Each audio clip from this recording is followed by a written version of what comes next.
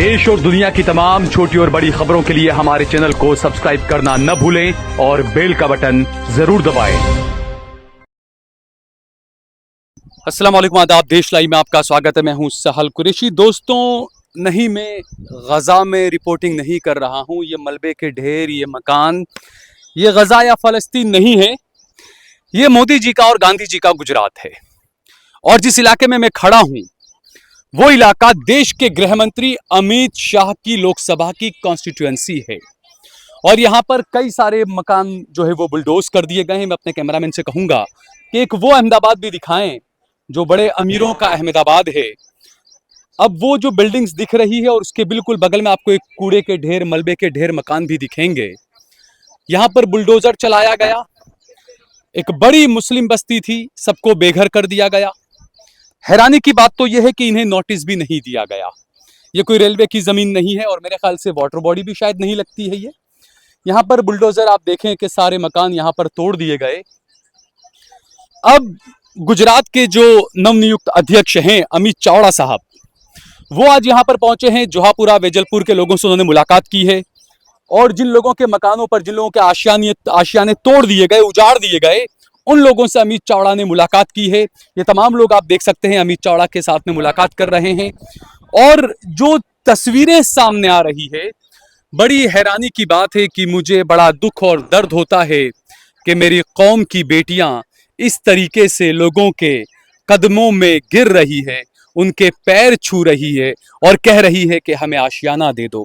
ये मुसलमान बुर्के वाली औरत है, आप देख सकते हैं।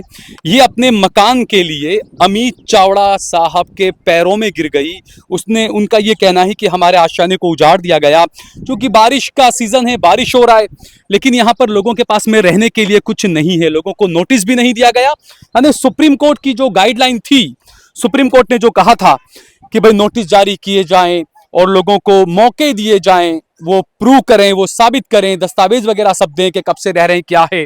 यहाँ के लोग टैक्स वगैरह सब भरते थे, कई सालों से यहाँ पर लोग रह रहे थे। किसी को कोई नोटिस नहीं दिया और बुलडोजर चला दिया गया। तो प्रधानमंत्री नरेंद्र मोदी जो कहते हैं, पहले कहा कि 2022 में सब हर गरीब को पक्का मकान मिलेगा, फिर कहा 24 में पक्का मकान मिलेगा। वादे करते रहे, दावे ये भी किए जा रहे हैं कि हमने इतने मकान दे दिए, हमने उतने मकान दे दिए। लेकिन माफ कीजिएगा मोदी जी, मैं ये जानता हूं और जहां तक मुझे अंदाजा है, क्योंकि बुलडोजर की मैंने आपके गुजरात में ही बहुत बारीकी से और हर जगह, हिंदू मुस्लिम हर जगह जा जाकर मैंने बुलडोजर की रिपोर्टिंग की है। हिंदुओं को भी आपने बेघर किया है बहुत ज्यादा। लेकिन हैरानी की बात यह है कि वो धर्म का जो जहर जो घोल दिया गया है, किसी को कुछ नजर नहीं आ रहा है।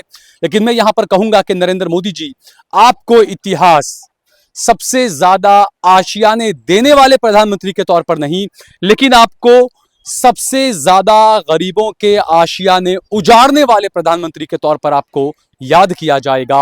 अमित चावड़ा जो कांग्रेस के अध्यक्ष हैं गुजरात के, उन्होंने यहां पर यकीन दहानी कराई है। ये कहा है लोगों को कि हम आपकी इंसाफ की लड़ाई लड़ेंगे। एक कोशिश ये भी की गई, चूंकि अक्सर ये मांगे उठ रही थी कि जहां पर भी बुलडोजर चलता है, खासकर मुसलमान इलाकों में, वहां पर कांग्रेस का कोई नेता क्यों नहीं आता।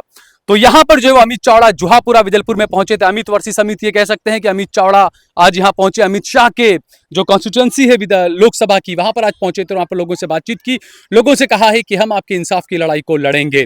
अब देखना यह है कि सुप्रीम कोर्ट भी बीजेपी की सरकारों के बुलडोजरों को रोक नहीं पाई है।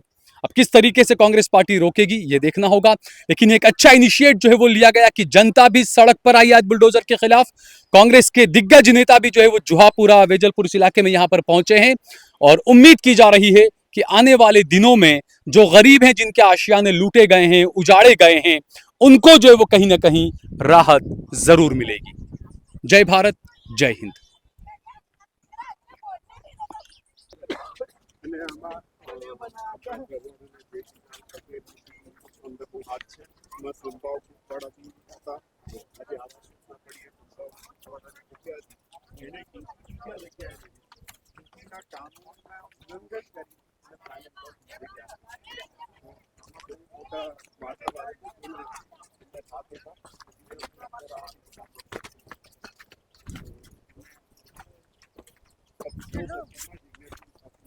साइड में जा।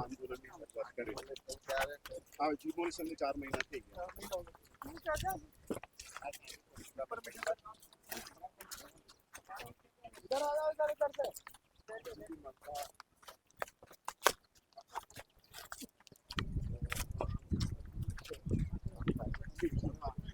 અહીંયા અમીર મુસ્લિમ ચાહતા હતા કે આ ગરીબ વ્યક્તિ જैसे એક ટાઈપના મકાનની ગરમી વધી જાય और આ જે લડાઈ છે મને જ્યારે નિરાશા साइड में हो साइड में हाँ साइड में हो तो मैं એમને કીધું કે આપ તમે આગળ મકાન પબ્લિક તો નિરાશા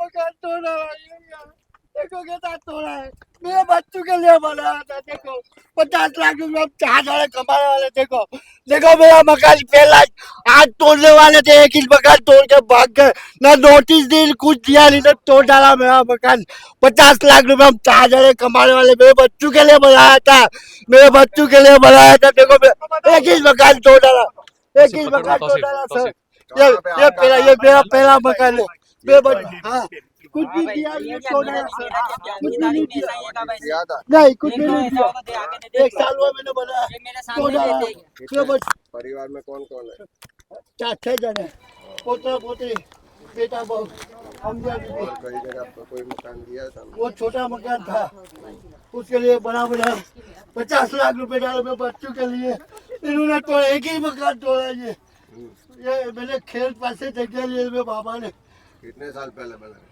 21 साल हुआ सब 21 साल हाँ 21 साल हुआ बनाया आया रहने तोड़ डाला कुछ भी बोले नहीं आपका ये इनके सामने ये का हमारे सामने सामने ये का मकान और ये मकान के अंदर ये मकान के अंदर अभी आज की तारीख में भी हमारा छोकरा नहीं है का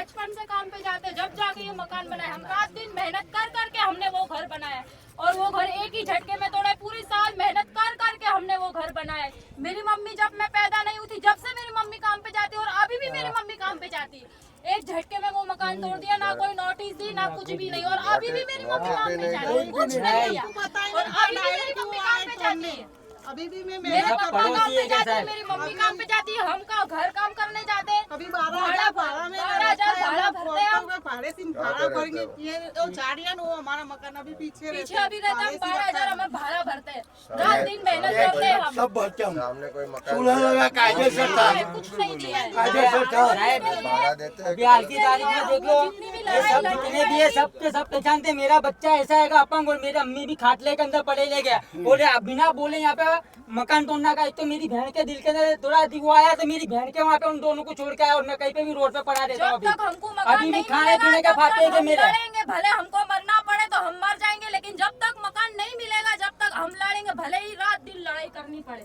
पर मकान हमारा हमने मकान हमारी हमारा मेहनत खुद से लिया है तो हमको चाहिए ही चाहिए चाहिए चाहे बस। उसके लिए हम कुछ भी कुछ भी करें कर रात सके। दिन मेहनत करें चाहे कहीं पे भी हम घूमे टैक्स भर रहे थे आप लोग लाइट भी सब है खेत की जगह है सर फैक्ट्री भी भरा है हाँ ये फैक्ट्री भी है मेरे पास उसकी रिसीप्ट भी है खेड़ूत की जमीन थी तो भी बगैर नोटिस के आके यहाँ मकान बनाया। नोटिस भी नहीं घर खाली करने का मोहलत भी नहीं दिया बोनस भी नहीं दिया सब दो घंटे में बोले घर खाली कर दो 5 मिनट के अंदर बोला घर खाली करो और हम मकान तोड़ने आते हमने किस तरह से हमारा घर बनाया हमारे बच्चों का बड़ा करा सरकार ने और सबके मकान खाए सरकार ने आज जब घर तक बिना मकान नहीं आएंगे जब हम 8 दिन तब तक हम पहले लड़ाई लड़ेंगे। म्यूनसिपालिटी में गए तो वहाँ साहब ने किया कि ये मकान तोड़वाने वाला मैं हूँ लेकिन मेरे को रिकॉर्डिंग करते नहीं आता नहीं तो मैं उनका रिकॉर्डिंग बिहार में ये आप अपने डॉक्यूमेंट निकाल के रखो जिन जिन के पास जैसे इंस्पेक्टर का भरा हुआ स्लिप है सब आपके कुछ पास, पड़ा है सर, सब टैक्स कुछ है, पड़ा है। बाकी का जो है वो थोड़े निकाल के 15-20 लोगों के रखो फिर उसको लीगल भी करवाते हो 10 बाय 12 के घर में जमालपुर खंजन में रहती थी वहाँ आसिया के मैंने दुख मुसीबत करके यहाँ मैंने घर बनाया नहीं हम लोग बेघर कर दिए हमको यहाँ बस तो कागज ये चाचा का तो टाइम भी नहीं हुआ था साहब ऐसा मस्त मकान बनाया लगता दिल से बनाएला एक ही चाचा का मकान और एक ही मेरा मकान वो दिल से बनाएला इन्होंने मकान लोग आता जाता कहता था रोड पे से देखो ना सर तो दिखे मेरा मकान है सर 4 जन हम कमाने वाले थे 4 जन बात करो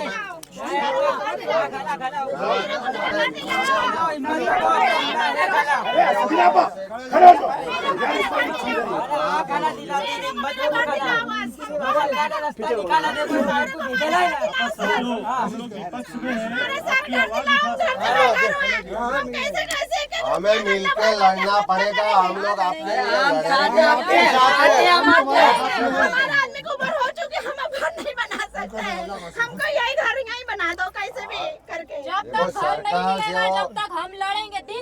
सरकार में बैठे हुए लोग कैसे में भी लड़े सरकार में बैठे हुए लोगों में तो कोई दया शर्म जैसी चीज है कुछ नहीं। भी नहीं है। हम लोग विपक्ष में हैं, सबको मिलके लड़ना पड़ेगा। मैंने वहाँ भाषण में इसीलिए बोला कि जैसे अंग्रेजों के सामने लड़ाए थे वो लड़ाई कोई आसान नहीं थी, ऐसे ये तो भी नए अंग्रेजों के सामने भी लड़ाई आसान नहीं है, लेकिन मिलके लड़ेंगे और जीतेंगे भी। मैं वो आपको विश्वास दिलाता हूँ। चोर है साले चोर, ये तो साले सब भाजपा वाले। हाँ, करते आओ। देख के जरूर चाचा। ये सबीना का अरे जा रहे हैं बस एक सेकंड में